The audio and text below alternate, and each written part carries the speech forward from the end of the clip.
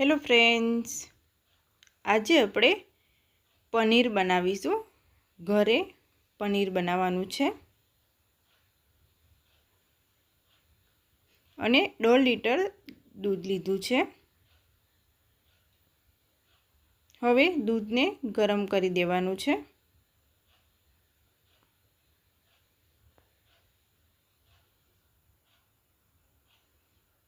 હવે ગરમ થઈ ગયું છે.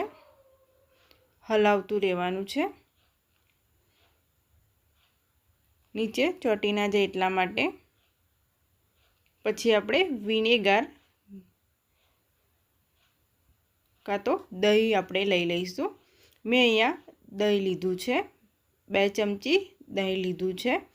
હવે ધીરે ધીરે હલાવતું જવાનું છે, એટલે પનીર બધું છૂટું પડી જશે અને પાણીનો ભાગ પણ છૂટો પડી જશે.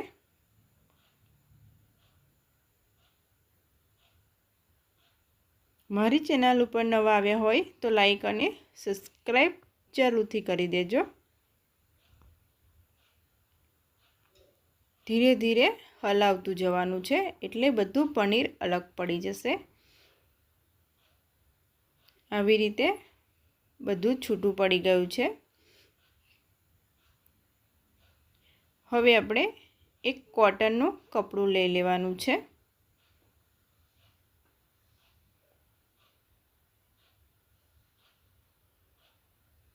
સરસ એવું છૂટું પડી ગયું છે પનીર. હવે એક ચાળણી લઈ લઈશું.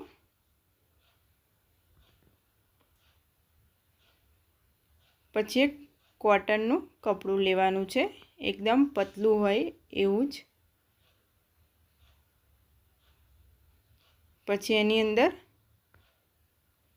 રેડી દઈશું.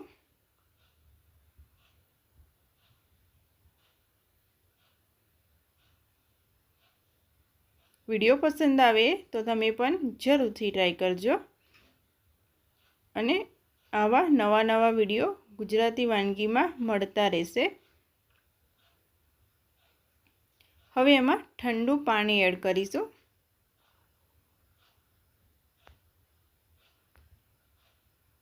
થોડું ઠંડુ પાણી એડ કરીશું.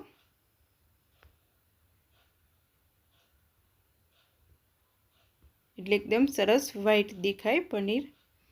હવે આવી રીતે પાણી બધું નીચોવી દેવાનું છે. આવી રીતે ગોળ ફેરવી દેવાનું છે ધીરે ધીરે, એટલે બધું જ પાણી નીચવી જશે. આવી જ રીતે પાણીને કાઢી લેવાનું છે. બધું જ પાણી કાઢી લઈશું અને આવી રીતે મૂકી દઈશું. પછી ઉપર વજનવાળું કશું મૂકી દેવાનું છે. આવી રીતે વજનવાળું કંઈ મૂકી દેવાનું છે, એટલે સરસ એવું પનીરનો શેપ પડી જશે. બધું જ પાણી બધું નીતાળી દે ત્યાં સુધી રવા દઈશું. હવે સરસ એવું પનીર બની ગયું છે. એકદમ સોફ્ટ એવું બન્યું છે. હવે આપણે એના કટ કરી લઈશું.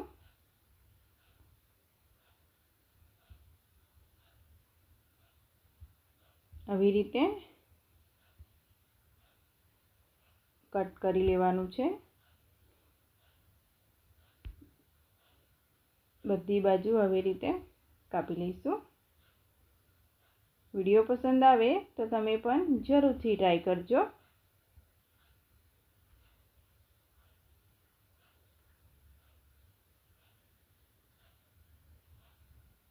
ગુજરાતી વાનગીમાં આવા નવા વિડીયો મળતા રહેશે. એકદમ સરસ એવા કાપી લીધું છે અને એકદમ સરસ ચોરસમાં કાપ્યું છે. એકદમ સોફ્ટ એવું બની ગયું છે. પનીર આપણું બનીને રેડી થઈ ગયું છે. મારી ચેનલ ઉપર નવા આવ્યા હોય તો લાઈક અને સબસ્ક્રાઈબ જરૂરથી કરી દેજો અને ફરી એક નવા વિડીયો સાથે મળીશું. Thank you for watching.